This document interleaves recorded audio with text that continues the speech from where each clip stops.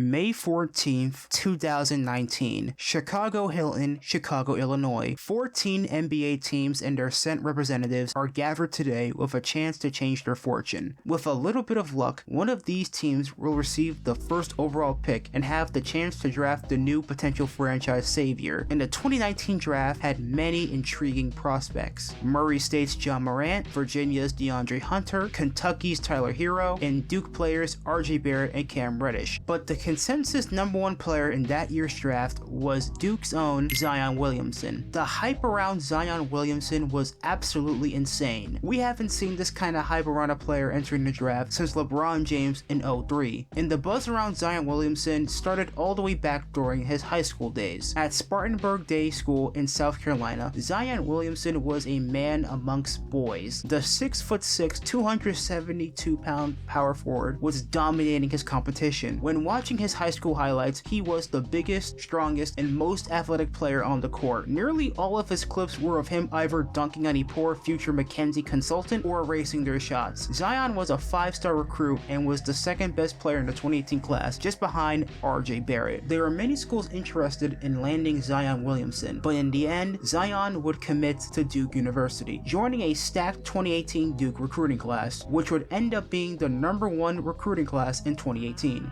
Zion Williamson's one-and-done season at Duke was filled with nothing but highlight after highlight. Winning many awards and honors, Zion Williamson was so popular he could destroy your company's stock price. When Duke took on North Carolina in a much-anticipated game, 36 seconds into the game, Zion Williamson had the ball and planted his left foot, ripping right through his shoe. He would end up leaving the game with a knee sprain, and Duke would lose 88-72. And literally the next day, Nike lost about $1.1 billion in stock value after this incident. It isn't relevant to the video, but I just wanted to write about that bizarre moment and also as an excuse to use this article from The Onion.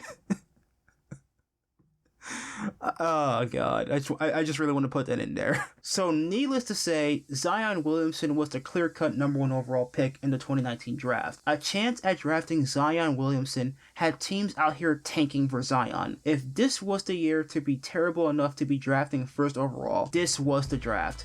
Heading into the draft lottery, here were the lottery odds, with the Knicks, Cavs, and Suns having the highest odds at landing the first overall pick. And after picks 14 through 5 were announced, there were only 4 teams left: the New York Knicks, the New Orleans Pelicans, the Memphis Grizzlies, and the LA Lakers. Besides the Grizzlies, who were in the middle of their rebuild, the Knicks, Pelicans, and Lakers had intriguing storylines heading into the draft lottery. The Los Angeles Lakers were coming off the first year of the LeBron James era. The Lakers would go on to miss the playoffs due to LeBron James' injury to his groin in a win against the Warriors, in which the Lakers were sent back. LeBron did come back, but it was already too late for the Lakers. Despite having young, talented players, it was pretty clear that the Lakers were going to need another all-star to pair with LeBron. But the question is, who was that all-star going to be?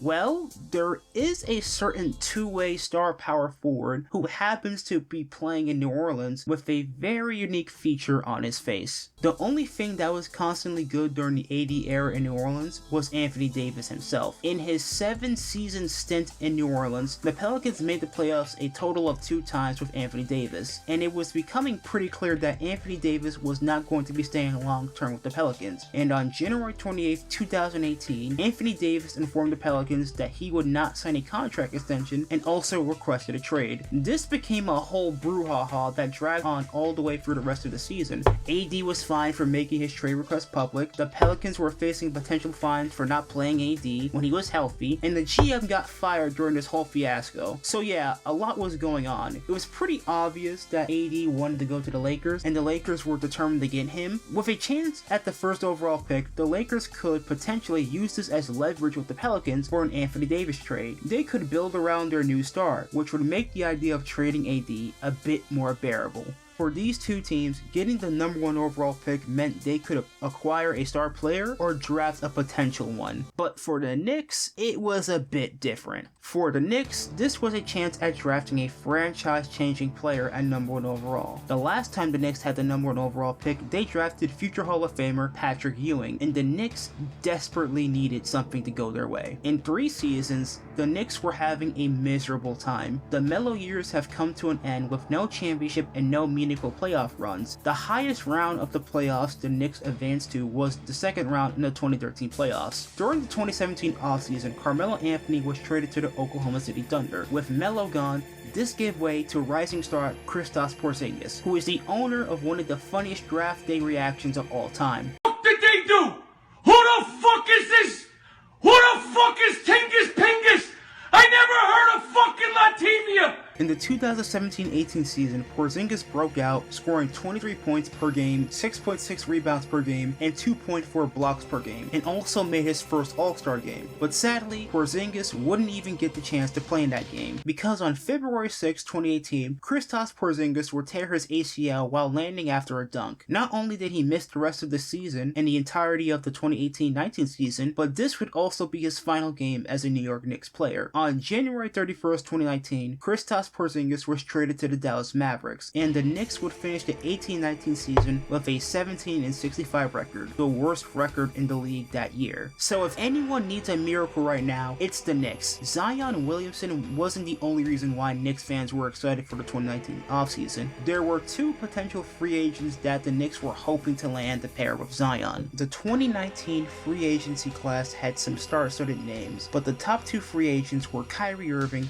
and Kevin Durant, two players who were going to be looking for a new home after the 2018-19 season. After being traded to the Celtics in the 2017 offseason, Kyrie made the Celtics title contenders. Kyrie had an amazing first season with the Celtics before missing the entire postseason to undergo left knee surgery. Even without Kyrie, the young Celtics squad made it all the way to the Eastern Conference Finals, where they lost to the Cavs in 7 games. So with a fully healthy Kyrie and Gordon Hayward joining the lineup next season, many thought Boston had a chance to win it all, and even get Kyrie to sign long-term with Boston. But instead, the Celtics finished the year as the 4th seed, and the vibes around this team weren't great. They swept the Pacers in the first round and would go on to steal Game 1 of the second round on the road in Milwaukee, which led Paul Pierce to saying the series was over. I don't know where Milwaukee goes from here because Whoa. So is this over? No, listen, I think it's over. This series is over. Yeah, they lost. Game? The Celtics would go on to lose 4 straight after that. It was pretty clear to everyone that Kyrie was not staying in Boston, especially when he was answering questions like this when asked if he was going to re-sign with Boston. Adam Himmelsbach with the Boston Globe. When you kind of look forward to this summer, just in general, what kind of things are you looking for, I guess, in your life, and what kind of things, situations would be a positive situation that you want to be in when you... I'm going to be honest with you. I'm just trying to make it back to Boston first. But for Kevin Durant, his situation was a bit different. Despite winning back-to-back championships with the Warriors, which also included back-to-back finals MVPs, it never really felt like KD could call Golden State home. Without Kevin Durant, the Warriors were already a championship team. The Warriors have already shown that they didn't really need KD to win a title, and that thought was already in a lot of people's head around the NBA, including Kevin Durant. And it showed when an incident occurred between KD and Draymond Green in a loss to the Clippers in overtime. When KD was calling for the ball as the clock was ticking to end the 4th quarter, Draymond Green ignored KD and proceeded to do this. KD took exception to that and told Draymond to, quote, pass him the fucking ball. And Draymond did not like that and jawed back at KD by saying a whole bunch of stuff like, quote, I don't know who the fuck you think you're talking to, I've won before you came, and quote, I already know you 1 foot in and 1 foot out. So yeah, things are going great in Golden State. Listen, to be fair, KD was probably already going to leave in the offseason anyway, but Green's comments pretty much made the decision easier for Kevin Durant. The Warriors would go on to make their 3rd straight NBA Finals appearance, but lost to Kawhi Leonard and the Toronto Raptors in 6 games, and in Game 5 of the Finals, KD would tear his right Achilles, in what would be his last game as a Warrior. If the Knicks could land both Kyrie and KD, it would turn them into instant contenders, and paired with the number 1 overall pick would make things even better and set up for a future after Kyrie and KD. And the winner of the Zion Sweepstakes would end up being the Pelicans, despite them having a 6% chance to get the 1st overall pick. The Pelicans and Lakers both got what they wanted in the end. The Pelicans got Zion Williamson, which made trading AD less painful, and also got back a lot of assets in return. Zion's time with the Pelicans has been pretty frustrating, as it has been characterized by exciting plays, 2 all-star appearances, lower body injuries, and missing a lot of games, and also also his health and weight. The Lakers got AD and won a title with him before injuries started to pile up and they ended up trading him in the shocking Luka Doncic trade. The Memphis Grizzlies would go on to draft Ja Morant 2nd overall and were actually building something around Ja Morant, but safe to say Ja is going to be out of Memphis real soon. The Knicks would end up drafting Zion's teammate, RJ Barrett, who has had an okay career but not the one you expect from a top 3 pick. KD and Kyrie did go to New York, but not for the Knicks. The best free agent the Knicks signed would end up being Julius Randle. He wasn't a terrible signing, but when you were expecting Kyrie and KD, it is a bit sad that you ended up with Julius Randle instead. But the Randle signing would end up being a pretty good one, considering he won Most Improved Player and was a 3-time All-Star with the Knicks, despite his frustrating play at times. He was a bright spot during a bleak period and is appreciated by most Knicks fans. But if you're a Timberwolves fan, you might have a very different view of Julius Randle. So what can we learn from the Zion Sweepstakes? What the Zion Sweepstakes showed us that the hype and frenzy around players can be a bit overwhelming but rewarding at the same time. And if one door closes, another potential one can open up. Thank you so much for watching this video. Please leave a like and subscribe to the channel as it really helps it out. You can watch another one of my 2 videos on the screen right now. But anyway guys, that is all for me. I am OneDubs. Thanks for stopping by.